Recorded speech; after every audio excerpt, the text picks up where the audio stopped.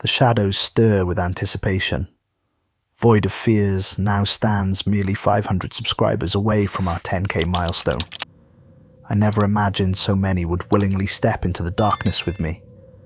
Your support, every subscription, every like, every comment, has fueled something beyond understanding.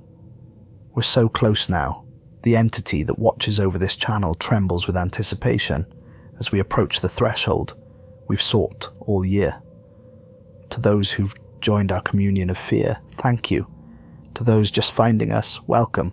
The void has been waiting for you. The helicopter's rotors sliced through the frigid air as we descended toward what appeared to be nothing more than a weather research station nestled among the snow-covered peaks of southern Alaska.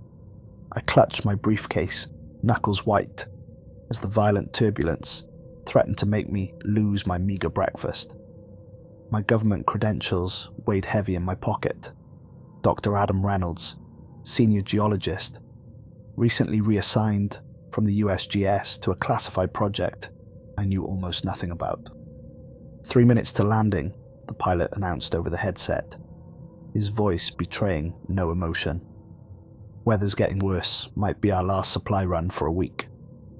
Below us, what had appeared to be a modest research outpost revealed itself to be much larger, most of it buried within the mountain itself. Multiple buildings, connected by covered walkways, sprawled outward from a central structure, with several large ventilation shafts protruding from the snow. Armed guards patrolled the perimeter, their dark uniforms stark against the endless white. As we touched down on the helipad, I was immediately struck by the biting cold, far worse than I'd prepared for, despite my heavy parka. A tall, gaunt man with silver hair approached, hunched against the wind. He didn't offer to help with my bags. "Reynolds, I'm Director Thompson. Follow me, quickly." His eyes darted continuously between me, the helicopter, and the looming mountains beyond. "Storm's coming, nasty one." The wind howled around us as we trudged through knee-deep snow towards the nearest building. I noticed security cameras tracking our movement, their lenses gleaming like predatory eyes in the fading afternoon light. Thompson punched a complex code into a keypad, and heavy metal doors slid open with a pneumatic hiss. The contrast between the howling wilderness outside and the sterile, temperature-controlled environment inside was jarring.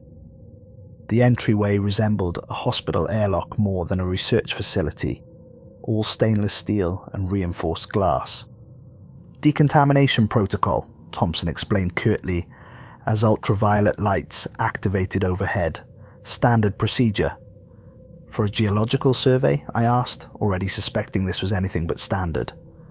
Thompson's only response was a tight-lipped stare. He led me through a series of security checkpoints, each more stringent than the last. Retinal scans, fingerprinting, blood samples taken by stone-faced personnel in white lab coats. Each security door was at least 6 inches thick, with reinforced hinges and multiple locking mechanisms. "Is this standard procedure?" I asked, as a nurse extracted a vial of my blood with practiced efficiency. Thompson's laugh was hollow. "Nothing about this facility is standard, Doctor." The blood sample disappeared through a pneumatic tube system, and moments later a green light flashed above the final door. "You're cleared, for now," Thompson said, his implication hanging heavy in the air. The final door opened to reveal an elevator that plunged deep into the mountain. The digital display showed we passed 6 underground levels before stopping. As we descended, I noticed Thompson's hands trembling slightly, the first sign of weakness in his otherwise rigid demeanor. When the doors slid open, I stepped into chaos. The elevator opened onto a vast cavern that had been converted into a high-tech laboratory complex. The natural rock ceiling soared at least 30 feet above us, reinforced with steel beams and dotted with industrial lighting. The air smelled of ozone and something else I couldn't quite identify. Metallic but organic, like blood, mixed with copper. Scientists in various coloured lab coats rushed between workstations filled with equipment I only partially recognised. Military personnel stood at attention along the walls, their weapons conspicuously ready. The centre of the massive chamber was dominated by an industrial drilling apparatus aimed at the far wall of the cavern, where a tunnel disappeared into darkness. Video monitors displayed seismic readings, temperature fluctuations, and other data streams I couldn't decipher from a distance. A team of technicians huddled around one particular screen, their voices urgent but too low to overhear. "Welcome to Project Perafrost," Thompson said, though there was no welcome in his voice. "You've been assigned quarters on level 3. Report back here at 6 p.m. for team briefing." "I was told I'd be leading a geological survey," I said, struggling to take everything in. "This looks like something else." Thompson's eyes narrowed. "You'll be briefed accordingly. For now, get settled." He gestured to a young man in a blue lab coat who had been watching our arrival. "Rodriguez will show you to your quarters." Rodriguez, a geophysicist, as I would later learn, offered a tight smile as he led me back to the elevator.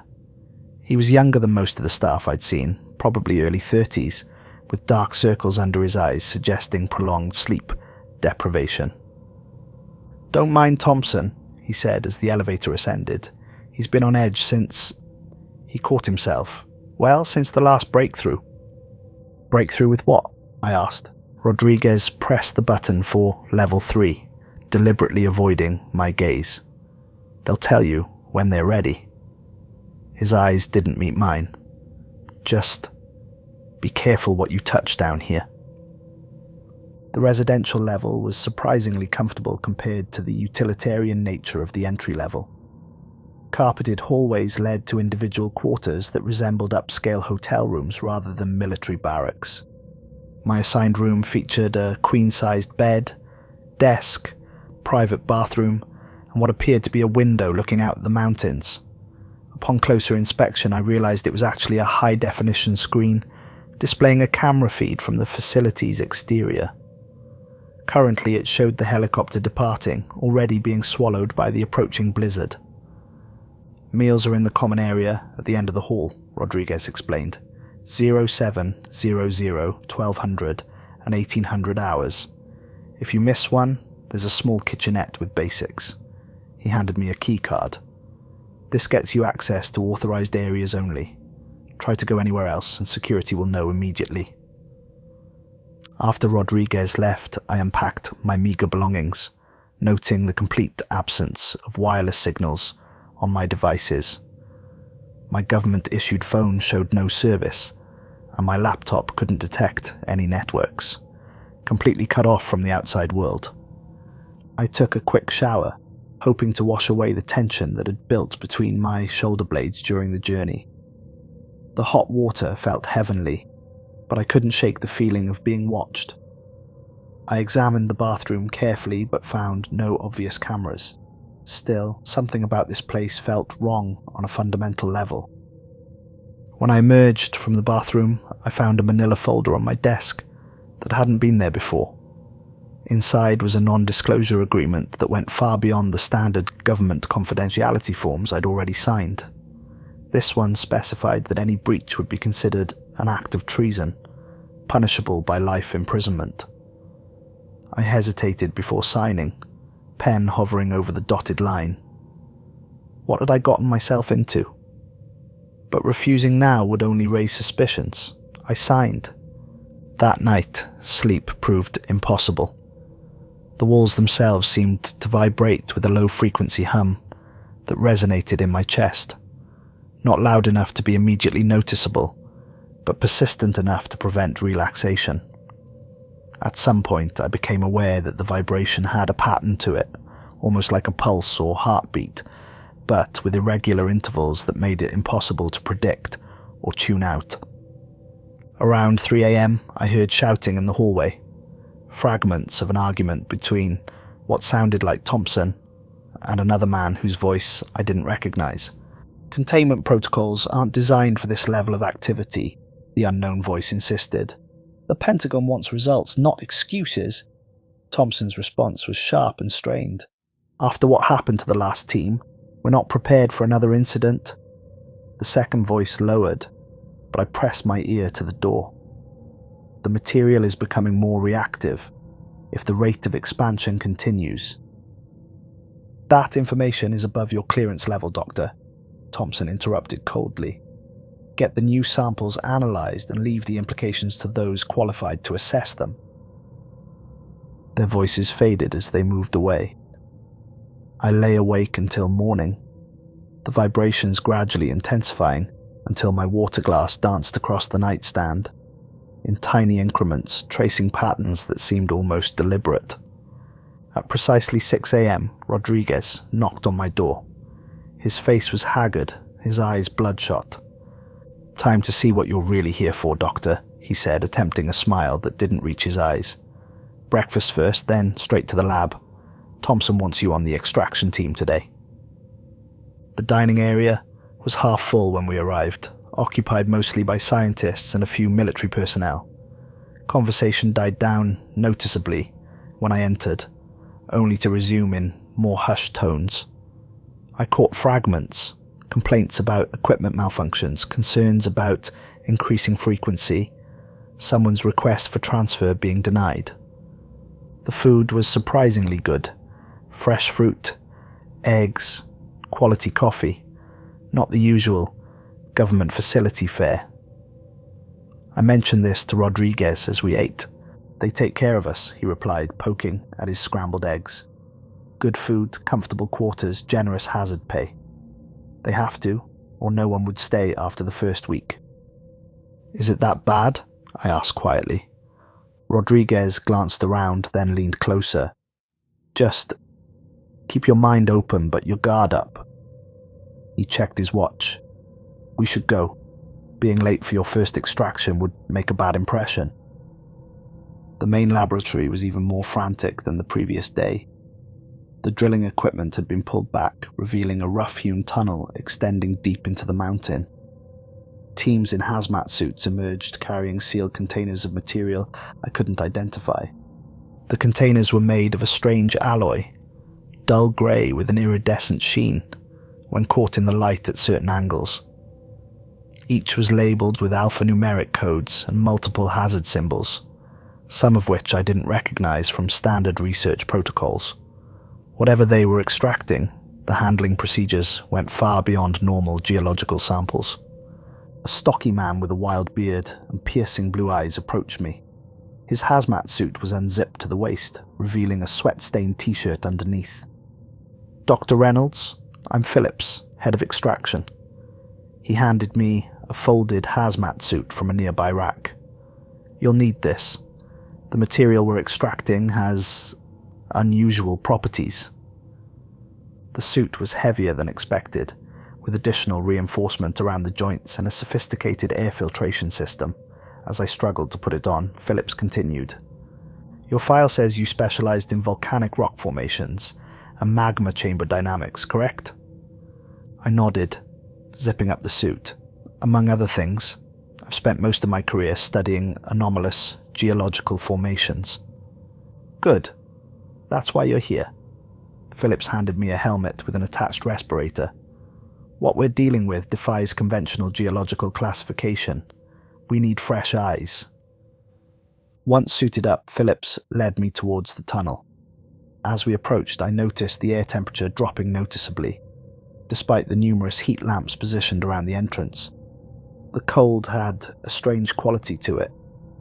Not the biting chill of Arctic air, but something deeper and more penetrating, as if it originated from somewhere fundamental.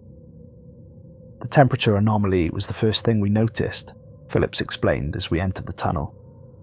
"It defies thermodynamic principles. The deeper we go, the colder it gets. We've measured temperatures approaching absolute zero in some of the deeper chambers, though they fluctuate unpredictably." The tunnel extended roughly 20 meters before opening into a larger chamber that had been reinforced with steel supports. The walls glittered strangely in our headlamps, embedded with veins of a material I didn't recognize. iridescent and fluid-like despite being solid. The veins pulsed with a faint inner light that seemed to respond to our presence, brightening as we approached. "What am I looking at?" I asked, reaching toward one glimmering vein. Phillips grabbed my wrist with alarming speed and force. "Don't touch it directly. Not even through the gloves." His voice was tight with stress. "That's what we're mining. We call it Substance K. It's not from around here." I pulled my hand back, noting how the material seemed to reach toward my glove before receding back into the wall as I withdrew. "Some kind of rare earth element?" I asked, falling back on familiar scientific territory. Phillips laughed, a sound devoid of humour. "Not rare earth. Not earth at all from what we can tell. Its atomic structure defies classification under the periodic table. It displays properties of both solid and liquid simultaneously, and its molecular arrangement seems to adapt to stimuli in ways that inorganic matter shouldn't." I stared at the veins, noticing now how they interconnected in complex networks throughout the rock, like a circulatory system within the mountain itself. "How deep does this go?" "That's the billion-dollar question," Phillips replied, leading me farther into the chamber. "We've mapped about 7 major chambers so far, but our instruments suggest the network extends miles below, possibly to the mantle. But that's impossible." "Why impossible?" I asked. "Because," Philip said, lowering his voice despite our private communication channel in the helmets, "these formations don't behave like natural geological processes. They're too organized, too intentional." At the end of the chamber, several scientists carefully extracted samples from the wall using remote manipulation equipment. Their movements were precise and methodical, like bomb disposal technicians. One container passed by me, and I caught a glimpse of its contents, a swirling, shifting material that seemed to absorb light rather than reflect it. Within the sealed environment of the container, it moved in patterns that reminded me of murmurations of starlings, chaotic yet coordinated, as if each particle was aware of all others. "Your job," Phillips explained, "is to help us understand the geological context. This vein extends deeper than our instruments can penetrate. We need to know where it leads and how much more exists." For the next several hours, I examined the surrounding rock formations, taking samples and measurements. The host rock was ordinary granite and basalt. Nothing unusual except for the presence of Substance K and the unusually perfect cylindrical shape of the tunnel itself. The walls were too smooth, too precisely carved to have been created by natural processes. During a break, I shared this observation with Phillips. "This wasn't created entirely by your drilling equipment, was it?" I asked quietly.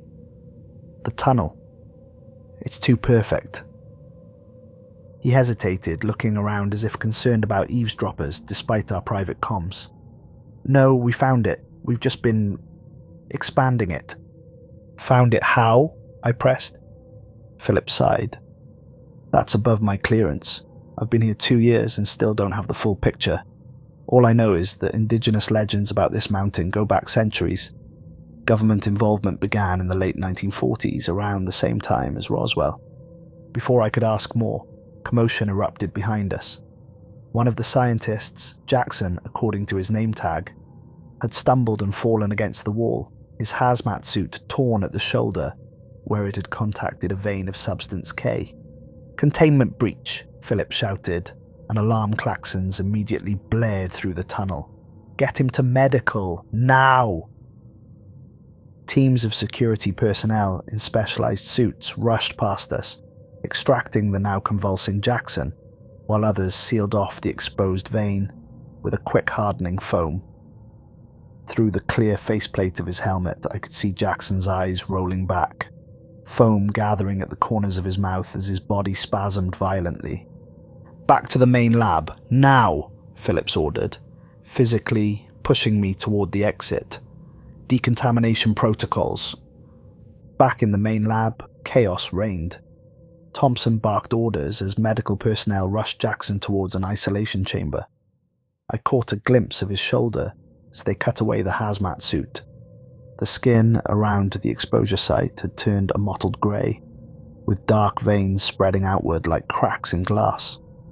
More disturbing was the movement beneath the skin, as if something was crawling through his tissues. "This is the third exposure this month," Rodriguez whispered beside me, his face pale behind his faceplate. "The others, they didn't make it." "What happens to them?" I asked as we were herded into a decontamination chamber. Rodriguez was silent until the decontamination process completed, and we were cleared to remove our suits. As we stored the equipment, he leaned close.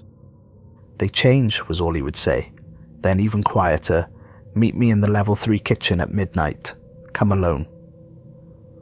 The rest of the day passed in a blur of debriefings and preliminary data analysis. Thompson questioned me extensively about my observations, particularly interested in my assessment of the tunnel's artificial nature. I kept my answers professional and detached, sharing only the geological facts without speculation. Something in Thompson's demeanour warned me against revealing too much of my confusion or concern. By evening, the facility had entered a modified lockdown. Security personnel stood at every junction, and certain areas were cordoned off entirely. The dining hall was subdued. Conversations kept to technical matters and mundane topics. No one mentioned Jackson or the incident. I retreated to my quarters early, claiming fatigue from the day's events. The vibrations in the walls had intensified significantly, no longer subtle but pronounced enough that small objects occasionally shifted position. The digital window displayed only static. I tried the door, locked from the outside. Facility lockdown. With nothing else to do, I powered up my tablet, hoping to review the geological data I'd gathered.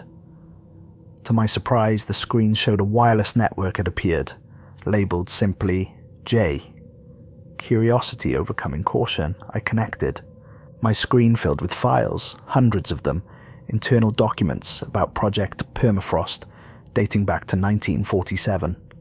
Initial reports from military scouts investigating local legends about the mountain that speaks. Early excavation photographs showing teams of men in outdated protective gear standing before a tunnel entrance that looked eerily similar to the one I'd entered today. Classified memos between military officials and the White House spanning decades. I downloaded as many files as I could, reading with increasing horror. The facility wasn't new.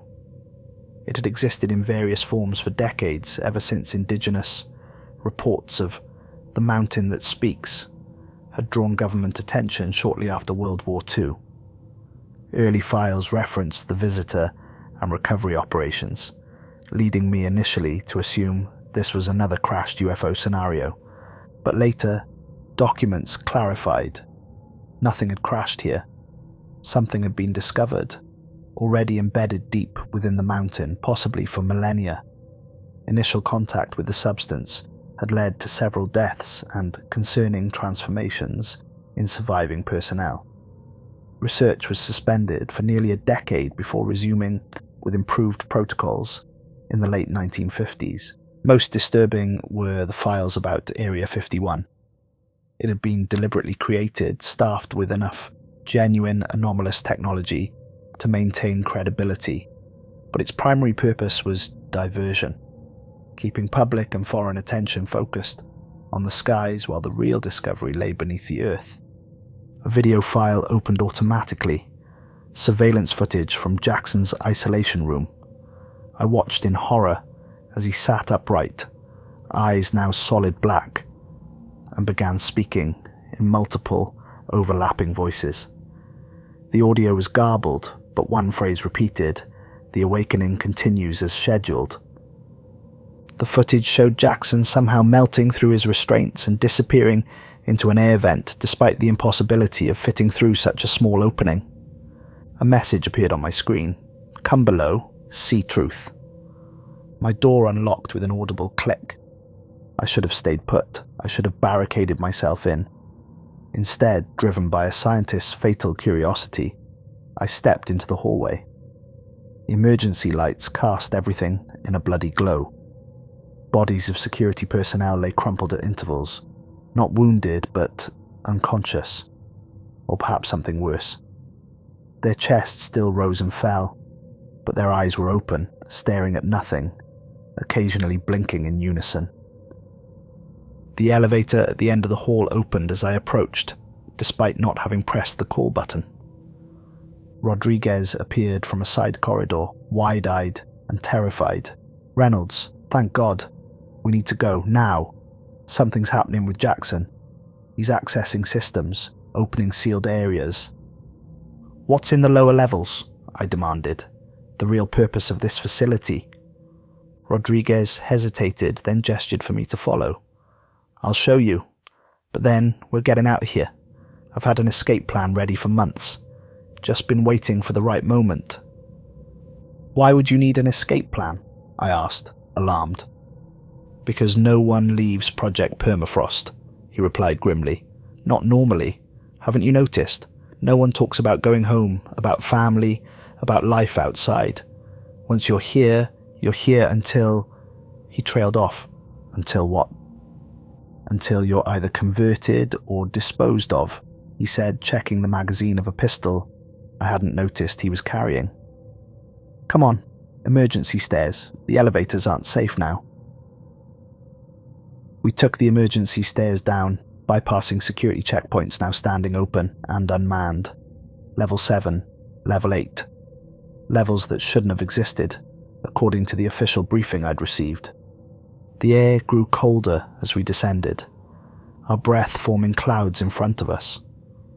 The vibration in the walls was now visible, subtle ripples in the metal and concrete like the surface of water, disturbed by subsonic waves.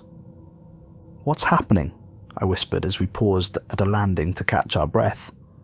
"The entity is integrating Jackson," Rodriguez explained between deep breaths, "using him as an interface to access our systems. This happened once before, 3 years ago. It breached Containment, took control of 17 staff members before they managed to seal it off again. I've been gathering evidence ever since, waiting for a chance to expose the truth." "What truth?" I asked, though I was beginning to suspect the answer. "That we're being prepared, that humanity is being guided towards something, and that the government is helping it happen." Level 12 opened into a vast cavern, far larger than should have been possible within the mountain.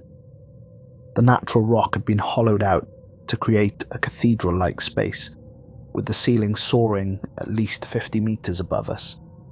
The walls were lined with stasis chambers, each containing a human form, altered, grey-skinned, with elongated limbs and oversized craniums. Their eyes were uniformly black, and they all faced the center of the chamber as if in worship. "Failed interface attempts," Rodriguez explained quickly as we moved along the periphery. "The substance changes people when they're exposed. The government has been trying to control the process, create usable interpreters." "Interpreters for what?" I asked, though I already suspected the answer. "For the visitor. It can't communicate directly with us. Our brains can't process it." Rodriguez pointed to a group of chambers that contained more radically altered forms, barely recognizable as human. Those were voluntary exposures, scientists who believed they were advancing human evolution. At the center of the cavern stood a massive structure, not built but grown, composed entirely of substance K, formed into an intricate spiraling tower that pulsed with inner light. It constantly shifted and reconfigured itself, parts flowing into new arrangement before solidifying temporarily, only to flow again into new configurations. At its base knelt Jackson, now barely recognizable as human, his form partially melded with the structure itself. "You came," said Jackson, his voice resonating oddly as if speaking through water. "Good. It wishes to show you." "What does?" I managed to ask, my scientific mind struggling to process what I was seeing. "The Vanguard, the first scout." Jackson's head tilted at an impossible angle, nearly 180 degrees, to look directly at me, with solid black eyes. It has been guiding you, all of you, for centuries. The structure pulsed, emitting a wave of energy that passed through me like a ghost. Suddenly, the cavern disappeared from my perception. I stood in void space, surrounded by images that my mind struggled to contextualize. Vast constructions orbiting distant stars, beings of energy and matter intertwined, and a massive something approaching from interstellar space. "It seeded your world long ago," Jackson's voice explained, though his body was nowhere to be seen. "Planted the capacity for technology, guided your development. The records you found, Area 51, Roswell, all distractions. It never crashed, never invaded. It grew here, awakening in stages as humanity reached appropriate technological thresholds." The vision shifted to show strange objects embedded in Earth's crust at various locations globally, identical to the structure in the cavern, all pulsing in synchronized rhythm. "The network nears activation completion. The Convergence approaches. The true visitor comes." I saw cities transformed, humans altered, a new civilization rising that was neither fully human nor fully alien, but something else entirely. The visions were beautiful and horrifying simultaneously, a world of incredible technological advancement and biological transformation, but at the cost of everything recognizably human. "What does it want?" I gasped, my mind struggling to maintain coherence under the assault of images.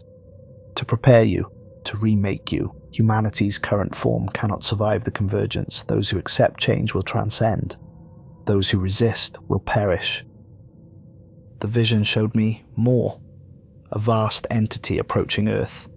Not a ship or a being in any conventional sense, but a living wave of transformative energy that would remake the planet at a fundamental level. The vision collapsed, and I found myself back in the cavern, on my knees before the structure. Jackson's body had further melded with it, only his face remaining recognizable amid the flowing, shifting material. "You have potential," he said, reaching toward me with an appendage no longer recognizably human. "Join us willingly. Help prepare the way. Your geological knowledge is valuable. Understanding planetary structures assists the integration process." Rodriguez grabbed my arm. "Don't listen. This is what happened to the others. They volunteer, thinking they'll maintain their identity, but it consumes them completely. Run!" The cavern trembled violently, pieces of ceiling crashing down as the structure pulsed more rapidly. The stasis chambers began to open, their occupants stirring. Rodriguez pulled me towards a maintenance shaft as security teams finally breached the main entrance, weapons raised. "This way," Rodriguez shouted over the chaos. "Maintenance tunnels lead to the surface." We crawled through narrow passages, the violent shaking threatening to collapse them at any moment. Behind us, I heard screams as the security team encountered Jackson, or whatever he had become. The screams abruptly stopped, replaced by a chorus of voices speaking in perfect unison. The tunnel network was a maze, but Rodriguez moved with purpose, consulting a hand-drawn map at each junction. "I've been mapping these for months," he explained between laboured breaths, "ever since I found the files about the previous teams." "You knew about this, all of it?" I demanded, as we squeezed through a particularly narrow section. "Not everything, but enough to know we needed an escape plan. The government thinks they're in control, studying it, containing it. But they're tools. It's been allowing itself to be studied while it spreads." "Spreads how?" I asked, dreading the answer. "The substance is in the water supply. Trace amounts, not enough for immediate transformation, but enough to prepare people, make them more receptive. And the research itself, every breakthrough in materials science, quantum computing, genetics in the last 50 years, all guided, all preparation." We emerged in a storage area near the surface, the blizzard outside howling through ventilation shafts. Rodriguez moved quickly to a locker, retrieving cold weather gear. "Put these on," he ordered, tossing me a thermal suit. "The storm works in our favor, covers our tracks, disrupts their sensors." "Where are we going?" I asked, hastily donning the gear. "There's an indigenous village about 20 miles northeast. People who've known the truth about the mountain for generations. They can help us reach the mainland." Rodriguez led me to a snowmobile garage, disabling the alarm system with a stolen security card. As we prepared the vehicles, the facility's alarm system escalated to a new pattern. More urgent, more frantic. "They've realized we're missing," Rodriguez said, his voice tight. "We need to hurry." We burst from the garage into the howling blizzard, the facility's floodlights quickly swallowed by the whiteout conditions behind us. Rodriguez navigated by some internal compass, pushing the snowmobile to dangerous speeds across the treacherous terrain. I followed as closely as possible, the cold biting through my protective gear, my mind still reeling from everything I'd witnessed. After nearly 2 hours, Rodriguez signaled for a stop in the lee of a rocky outcropping that provided minimal shelter from the storm. He pulled a satellite phone from his pack. "Emergency only," he explained, punching in a number from memory. "My contact in the village, making sure it's safe to approach." His expression darkened as he listened to the response. "Change of plans," he said, stowing the phone. "Military's already there. We need to head west, find shelter until the storm passes." "How would they know to look there?" I asked. "Because it's happened before," Rodriguez replied grimly.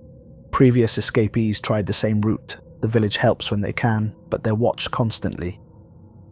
We changed course, heading into even more remote territory. The snowmobile's fuel gauges dropped alarmingly as we pushed through deepening snow. In the distance, I thought I caught glimpses of lights. Search aircraft perhaps, though it was hard to be certain through the blizzard. Hours later, our fuel nearly depleted. Lights appeared ahead. A small cabin, nestled against a cliff face, smoke rising from its chimney.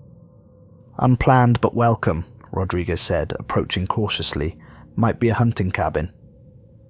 As we drew closer, an elderly man emerged, standing in the doorway with a rifle held neutrally across his chest. He wore traditional indigenous clothing beneath a modern parka, his weathered face revealing nothing as he watched our approach. "We mean no harm," Rodriguez called out, raising his hands. "We seek shelter from the storm." The old man studied us for a long moment, then nodded once. "Inside," he said simply, stepping aside. The cabin's interior was warm and surprisingly spacious, with modern amenities that suggested it wasn't merely a hunting outpost. The old man, who introduced himself as Atka, gestured for us to sit at a wooden table while he prepared tea. "You come from the mountain," he said. It wasn't a question. Rodriguez nodded. "We escaped. They're looking for us." "They always look," Atka replied calmly, placing steaming mugs before us. "Few escape. Fewer survive after." As we warmed ourselves, Rodriguez explained our situation. Atke nodded grimly as we recounted our experience, unsurprised by any of it. "The mountain that devours souls," he said when we finished. "My people have known of it for generations. We keep away. The government men came in the 1940s, ignored our warnings.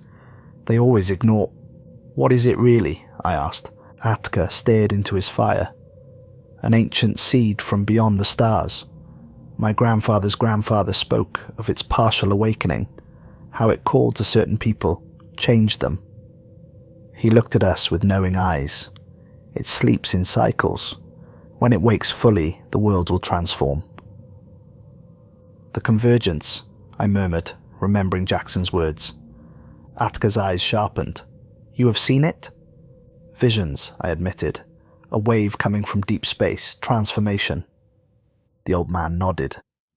"The stories say it has happened before. Long ago. It changes all living things, makes them new.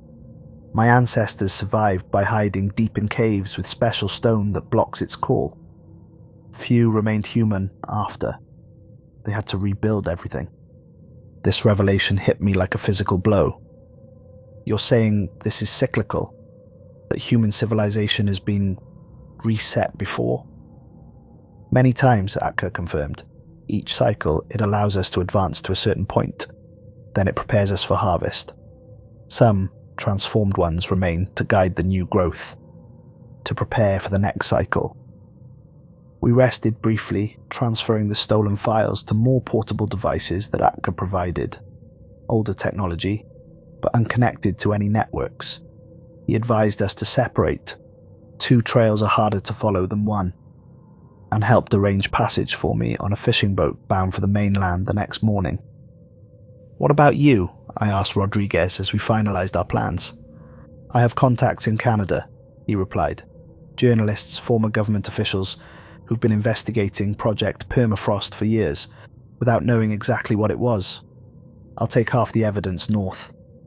That night, watching government helicopters circle in the distance, their searchlights barely visible through the still raging storm, I examined the files more carefully. They contained coordinates of similar sites globally, remote locations in Siberia, the Sahara, deep in the Amazon basin, and beneath the Antarctic ice sheet, all showing increased activity, all awakening simultaneously.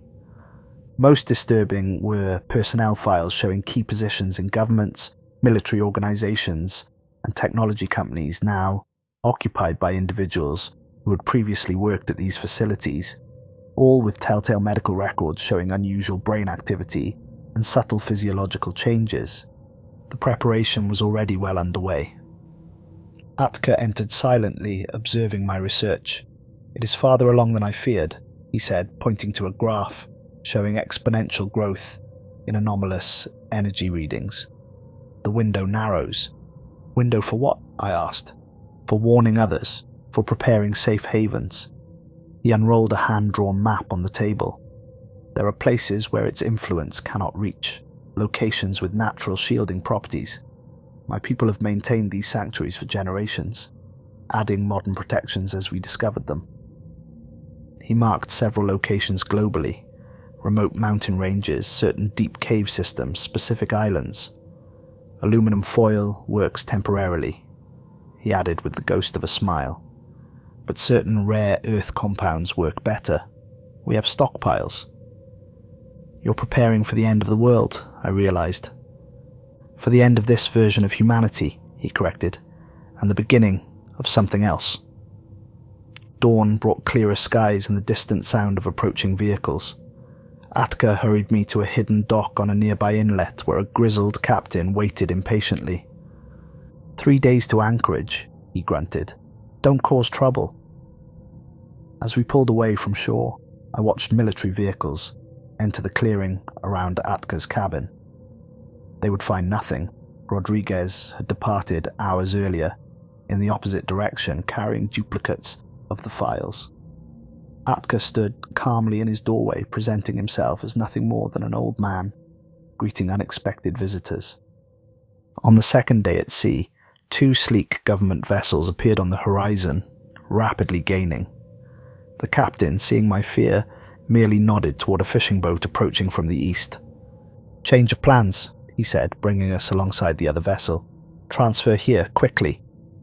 I jumped across to the other boat just as the government vessels came within hailing distance. As they moved to intercept the first boat, my new transport veered sharply away, its powerful engines revealing it to be anything but a simple fishing vessel. The captain, a young woman with knowing eyes, handed me a satellite phone. Call this number when we reach shore. Friends are waiting. The truth must spread.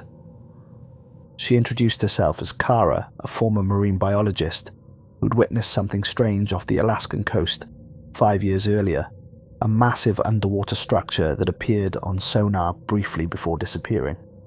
Her subsequent investigation led her to others who had encountered anomalies connected to Project Perafrost. There's a network, she explained as we sped toward a different part of the coastline. People who've glimpsed parts of the truth. former employees who got out, family members of those who disappeared into these projects. We travelled through the night, avoiding populated areas and known patrol routes. By dawn, we reached a secluded cove where a weather-beaten truck waited. "Your ride to Anchorage," Kara said. "Your contact will meet you at the location programmed into this GPS. Trust no one else."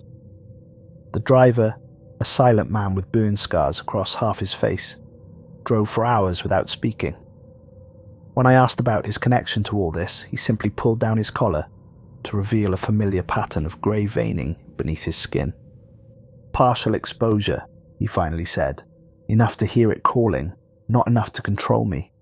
Yet." In Anchorage, I met my contact, a former NSA analyst named Davis who specialised in data patterns. He'd noticed anomalous communications originating from locations matching the coordinates in my files. "It's been happening for decades," he explained in the back room of a nondescript repair shop. "Information flows that don't match known intelligence patterns, technological breakthroughs that appear simultaneously in disconnected research facilities, subtle influence campaigns targeting specific scientific disciplines." Davis had established a secure communication network using obsolete technology, radio equipment, analog devices, systems too primitive for the entity to easily infiltrate. "Digital networks are compromised," he warned.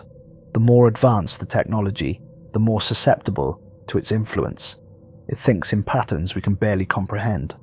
Our most advanced AI systems are primitive toys in comparison."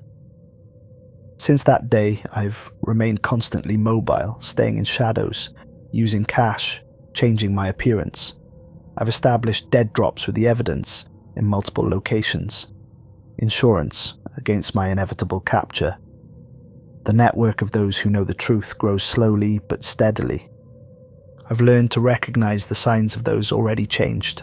Subtle physical markers like slightly enlarged cranial structures, unusual iris patterns, and the faint grey veining visible beneath the skin in certain light.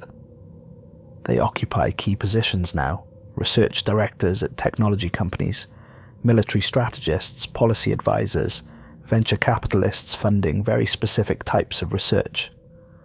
The signs of approaching convergence are increasingly difficult to ignore for those who know what to look for. Technological breakthroughs announced by scientists with subtle physical changes. Remote regions suddenly declared restricted for environmental research. The systematic discrediting of witnesses near these facilities. Most concerning are the dreams, shared by people globally with no connection to each other, of vast structures assembling themselves in orbit around distant planets, and something massive moving through the void toward Earth. Our network has documented thousands of such reports, the descriptions too similar to be coincidence. The entity's preparation plan spans centuries, possibly millennia. Each technological era brings humanity closer to the conditions needed for the convergence. The Industrial Revolution, the Atomic Age, the Information Era, each step following a pattern laid out long ago.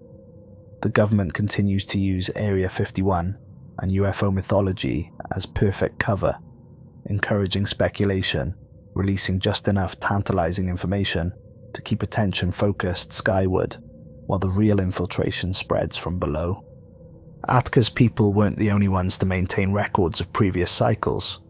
Our network has discovered similar accounts in obscure texts from various cultures, descriptions of periods when the world transformed and few remained as they were, always followed by dark ages and the slow rebuilding of civilization guided by those who had changed.